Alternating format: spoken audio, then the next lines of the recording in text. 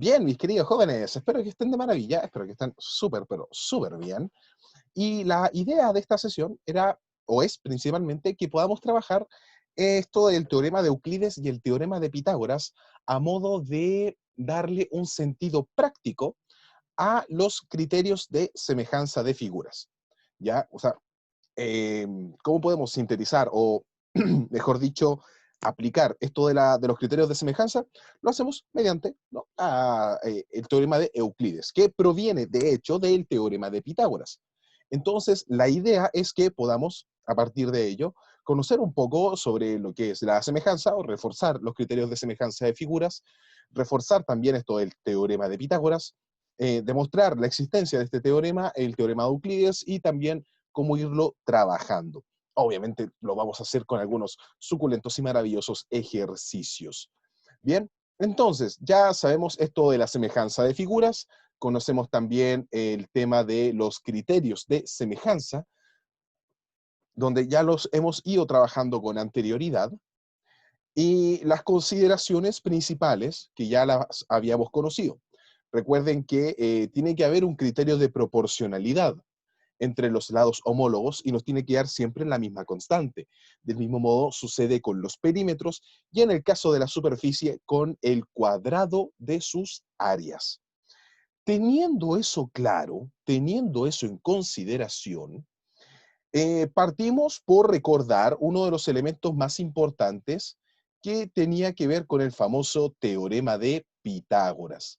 ¿Ya? Este teorema de Pitágoras nos hacía saber que si consideramos la medida de uno de los catetos, es decir, uno de los lados que forma el ángulo recto, estos catetos, llamémoslo cateto 1 y cateto 2, este puede ser 1 y este puede ser 2, el cuadrado de ellos sumados entre sí no te debería dar el cuadrado de esta hipotenusa respectivamente. Y a partir de ello también podíamos conocer algunas aplicaciones. Una de las más importantes tenía que ver con lo de los famosos tríos pitagóricos o números pitagóricos, es decir, números propiamente tal que cuadran con esta definición del teorema de Pitágoras. El más conocido por todos nosotros era 3, 4 y 5. ¿Ok? Si nosotros aplicamos el teorema de Pitágoras, ¿cierto? ¿No? 3 al cuadrado más 4 al cuadrado, eso sabemos que es lo mismo que decir 9 más 16, sabemos que eso es lo mismo que decir 25, que curiosamente es igual a 5 al cuadrado. Eso, mis queridos jóvenes, es una aplicación o una definición de estos números pitagóricos en sí, pero no es el único. Podemos usar otros, de hecho, a nuestro favor. Y estos tríos pitagóricos puede ser, por ejemplo, así si tiramos números de forma al azar, completamente random, puede ser 5, 12 y 13. Del mismo modo 8, 15 y 17. Y así pueden haber muchas otras variables, muchos otros elementos, pero me quiero concentrar en estos tres tríos pitagóricos. ¿Por qué? Porque suelen ser los más utilizados para el momento de trabajar con esto del teorema de Pitágoras. De hecho, los invito cordialmente a hacer la demostración de estos dos que nos estarían faltando, a ver si realmente cuadran con esto del teorema de Pitágoras en sí. ¿Ya? Espero, por supuesto, que no haya quedado ninguna duda. Ahora, ¿dónde cae o cómo se aplica todo esto? En el teorema también de Euclides. El teorema de Euclides o los teoremas de Euclides son en realidad tres y están asociados a que el ángulo recto se posiciona desde arriba, la hipotenusa tiende a ser la base de mi triángulo rectángulo. Eso va a generar que la altura propiamente tal, que es esto de acá, esta altura, va a dividir, va a separar, mejor dicho, mi hipotenusa en dos segmentos. Estos segmentos se les llaman proyecciones. Estas proyecciones cumplen con los siguientes requisitos. Al ser una altura, va a formar ángulos rectos aquí. Y tenemos un ángulo recto acá. Por lo tanto, vamos a tener tres, mejor dicho, triángulos que van a ser semejantes entre sí. Vamos a tener en el primer contexto, vamos a tener un triángulo, podemos decirlo en verde, podemos llamarlo triángulo pequeño o triángulo verde, y podemos tener, por otro lado, este triángulo morado o fucsia, vamos a llamarlo triángulo fucsia, y vamos a tener este triángulo gigante que, para hacerlo más simple, ¿cierto? Va a ser nuestro triángulo más grande, ¿cierto? Nuestro triángulo negro. En el triángulo negro,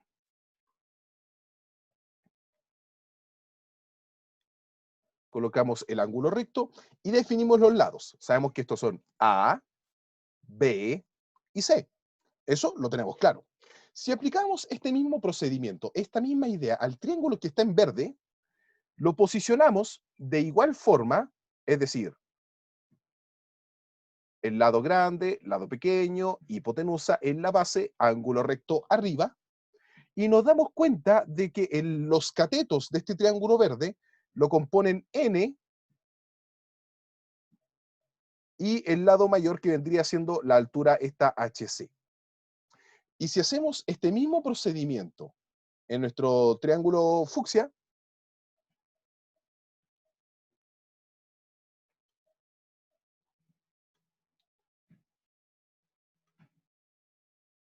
vamos a tener entonces la altura como lado pequeño, la otra proyección que vendría siendo M, ahí sí, esta M de acá, y como hipotenusa y como base va a ser el lado B. Faltó mencionar, por supuesto, y lo más importante, que la hipotenusa en este caso vendría siendo A. Hasta ahí espero que quede claro que lo importante de este concepto es que nos vamos a dar cuenta que cada lado va a representar un estado homólogo. Y eso es principalmente porque todos estos triángulos, al ser generados por este triángulo grande o nuestro triángulo negro, nos va a generar estados de proporcionalidad. Es decir, vamos a tener proporcionalidad en en este contexto, podemos tenerla con esta otra medida o con esta otra forma de lados homólogos. Y finalmente, en el caso de las bases. ¿Eso qué va a implicar? Va a implicar que se generen ciertos criterios, ciertas aplicaciones. La primera de ellas es que si nos damos cuenta, en este contexto de acá, podemos dar una proporcionalidad. Por ejemplo, entre la altura y M, entre N y el mismo valor de la altura, nos damos cuenta que existen criterios de proporcionalidad o criterios de semejanza. Por lo tanto, si hacemos esto bien y lo arreglamos para que quede bonito, nos damos cuenta de que la altura al cuadrado va a ser igual al producto de estas proyecciones de los catetos. Entonces tenemos proyecciones de los catetos que están relacionadas con la altura. Ya a esto se le llama el primer teorema de Euclides, o también conocido como el teorema de Euclides respecto a la altura de un triángulo rectángulo. Conclusión, ¿se pueden hacer cosas diferentes? Sí. Y razón mayor puede darse, que es lo que vendría siendo los teoremas de Euclides relacionados con los catetos. Si aplicamos esta misma metodología, por ejemplo, tomamos nuestro triángulo negro grande, ¿cierto? Ahí sí me queda más chévere, más bonito, más hermoso.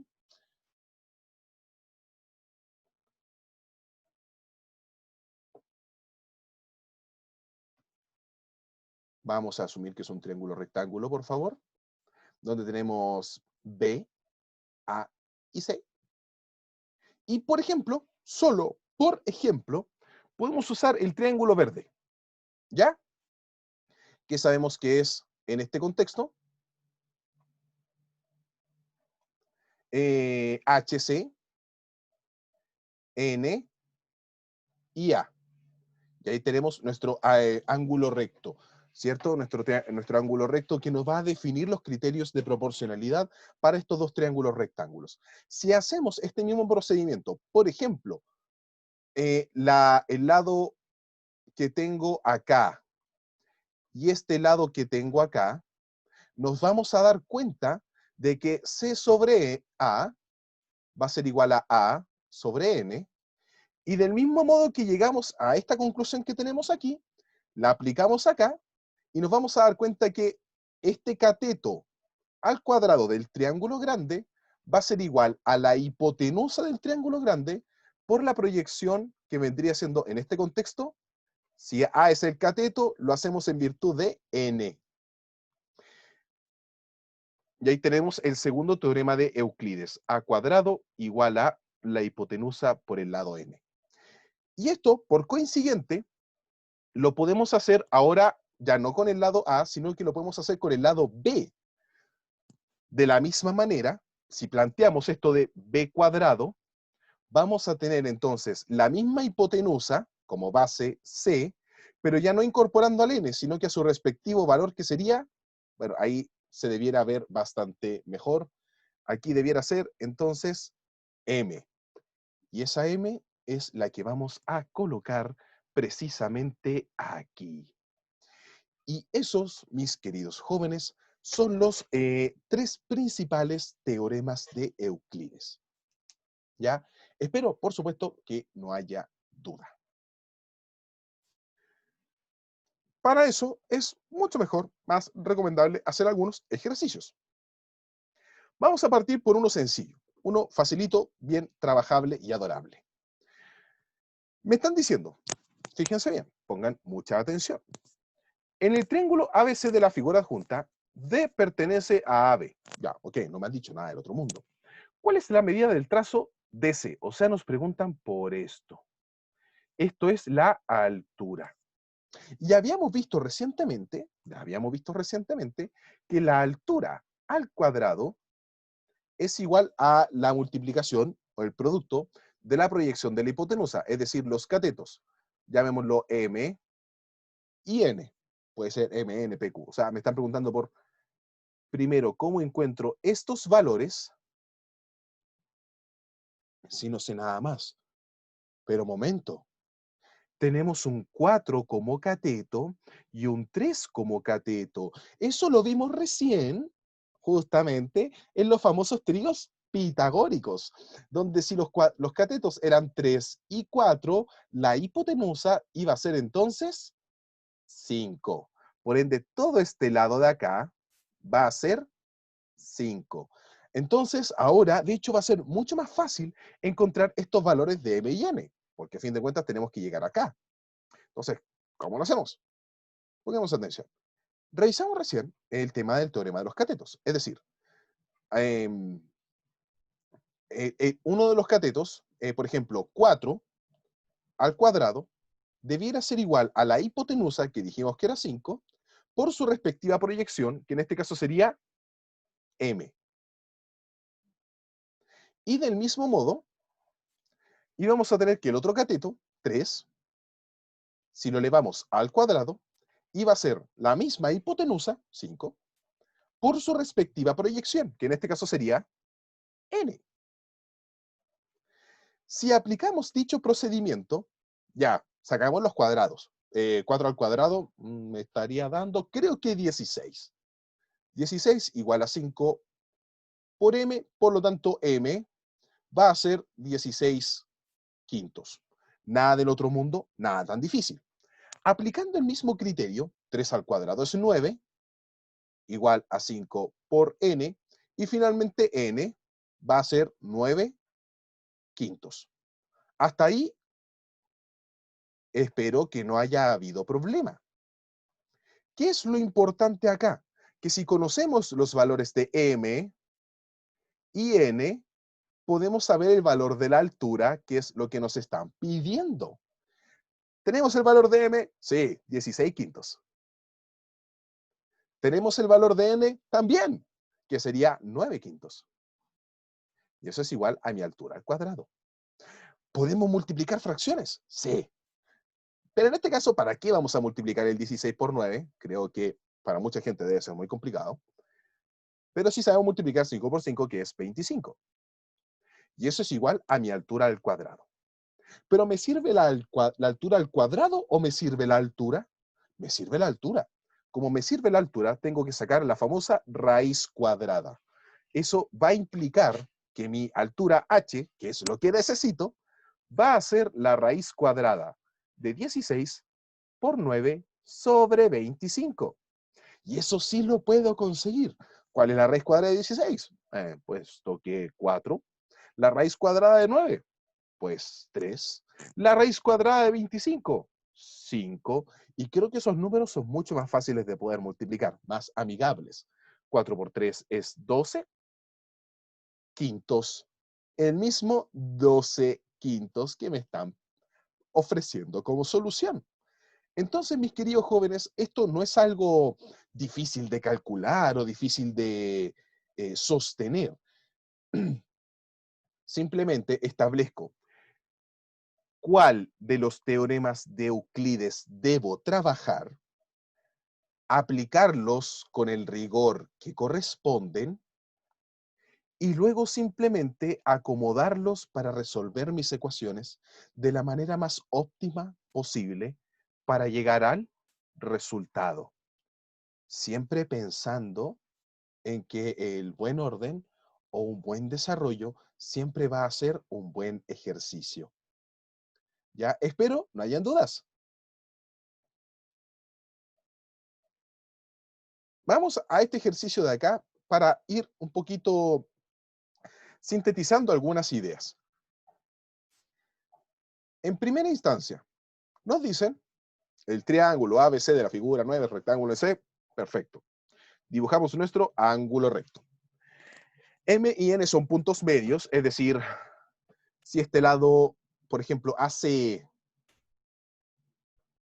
midiera una distancia D, ok, ya, D minúscula de distancia, esto de acá vendría siendo la mitad de medios. Este punto D está presente en la recta AB, P en la sección CN y MN, o sea, R está en el segmento MN y DP es perpendicular a CB. DP es perpendicular a CB. O sea, aquí, mis queridos jóvenes, también vamos a tener un ángulo recto. Y los grandes datos son, CD vale 4. O sea, esto de acá vale 4. Y DB, o sea, esto de acá, vale 8 raíz de 2. La gran pregunta es, ¿cuál de las siguientes afirmaciones es o son correctas? Vamos a partir por algo sencillo. No vamos a partir por el primer enunciado, vamos a partir por aquello que nos sea más cómodo o fácil de trabajar. Desde mi humilde punto de vista, no necesariamente va a ser así. Voy a comenzar por el enunciado número 3. Es decir, voy a buscar el valor de Cn. ¿Ok? Para comprobar si realmente vale 6. Y aquí hay un hecho curioso, que no es menos importante. Si lo pensamos bien, este pedacito Cn corresponde a este pedacito que está acá, que como ya dijimos, al ser punto medio, debería ser el doble. Pero además sabemos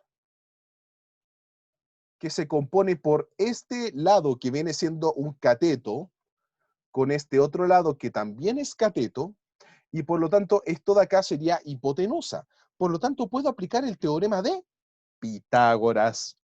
Súper importante. ¿Cuál sería mi cateto? 4. Ese 4 lo elevo al cuadrado. A eso le voy a sumar el otro cateto, que es 8 raíz de 2. Eso también lo voy a elevar al cuadrado.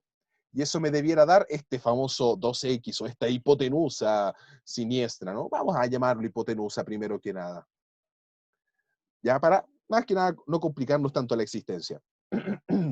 4 al cuadrado sabemos que es 16, más 8 al cuadrado, que es 64, y raíz de 2 al cuadrado, que sabemos que es 2. Seguimos con todo esto. ¿Qué hacemos primero? ¿La suma o la multiplicación? Por favor, no se asusten. Hacemos la suma. O sea, la multiplicación. Ojo con eso. Que no se nos pase. 64 por 2 es 128. A eso le vamos a sumar 16.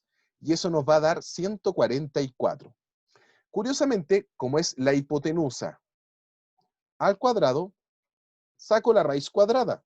¿Qué número al cuadrado me da 144? Pues 12. Y si esto de acá valía 12, ¿cuánto vale la mitad de 12? 6. El mismo 6 que está acá. Por ende, el enunciado 3 es correcto. Si el enunciado 3 es correcto, consideramos solamente aquellas que tengan al número 3. C, te vas y te vas. Ahora, pasa lo siguiente. Al parecer, la 1 sí o sí va a ser correcta. Pero ¿qué pasa con la 2? La 2 vendría siendo, ahora en estricto rigor, nuestra nueva dubitativa. ¿Qué dice? El área del triángulo ABC, o sea, de todo el triángulo, es 18 raíz de 2. Oh, demonios, ¿cómo lo hacemos? Bueno, primero, recordemos, el área de un triángulo es la base por la altura, dividido en 2. ¿Conocemos el valor de la base? Al parecer, no toda. Conocemos un pedacito de ella. ¿Conocemos el valor de la altura? Pues sí. La altura ya dijimos que valía 4, puesto que aquí está formando un ángulo recto. Y eso lo dividimos en 2. O sea, nos falta el valor de la base. Pero ¿cómo encontramos el valor de la base si solo tenemos un lado de esta y la altura que esta tiene? Usamos el teorema de Euclides. Y el teorema de Euclides era usando la altura al cuadrado sobre, es igual a al producto de la proyección de los lados. Es decir, esta M y esta N que tengo acá. M, ni idea, porque es mi gran problema, ¿cierto? Pero N ya me lo dieron. 8 raíz de 2. 8 raíz de 2. Y la altura también me la dieron. Me dijeron que esa altura valía simplemente 4. Así que colocamos este 4 justo aquí. Por lo tanto, 4 al cuadrado me tinca que va a ser 16. Eso es igual a m por 8 raíz de 2. Por lo tanto, la pregunta es, ¿cuánto vale m? Esta m va a ser lo mismo que 16 sobre 8 raíz de 2. Oh, y esto es mucho más fácil de trabajar porque el 8 cabe 2 veces en el 16, dejando 2 raíz de 2. La pregunta en cuestión es, ¿he terminado con esto o tengo que hacer algo más? La respuesta es que sí. ¿Qué es lo que tengo que hacer? Tengo que racionalizar. Y para racionalizar, amplifico por el denominador, me quedaría 2 raíz de 2 sobre 2 por 2, creo que me da 4. Raíz cuadrada de 4, creo que me da 2. Simplifico estos dos. Por lo tanto, mi m, que me está faltando, vendría siendo raíz cuadrada de 2. ¿Eso qué significa? Que este lado de acá mide raíz cuadrada de 2, este otro lado mide 8 raíz cuadrada de 2. Por lo tanto, mi base se obtiene sumando esta raíz de 2 con 8 raíz de 2.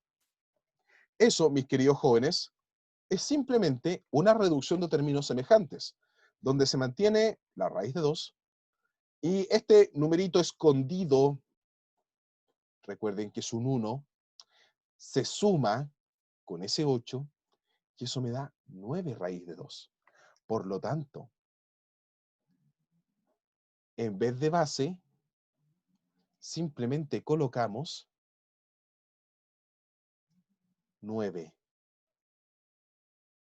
raíz de 2 y nos ponemos a trabajar. Eh, el 2 con el 4 se simplifican, me queda un 2 arriba, y 2 se multiplica por 9, eso me da 18 raíz de 2, que es el mismo 18 raíz de 2 que tengo acá. Por lo tanto, la 2 y la 3 son correctas, poniendo en su defecto la 1 también. Por eso ahí tenemos la alternativa E. ¿Ya? Bastante sencillo, en realidad, no es sencillo, es largo. Pero un ejercicio largo nunca va a ser difícil siempre y cuando tenga claridad sobre los conceptos que voy a trabajar. Siempre es importante tener totalidad de claridad o claridad, total claridad con respecto a esto. ¿Ya? Es súper importante, mis niños queridos. Bien, mis queridos jóvenes, espero por supuesto entonces que estén de maravilla. Les voy a desear, por supuesto, la mejor de las jornadas, que les vaya súper, pero súper bien y por supuesto que la fuerza les acompañe. Un abrazo enorme, cariños elevados a N, con N tendiendo a infinito, y que la fuerza os acompañe. Adiós. Chao, chao.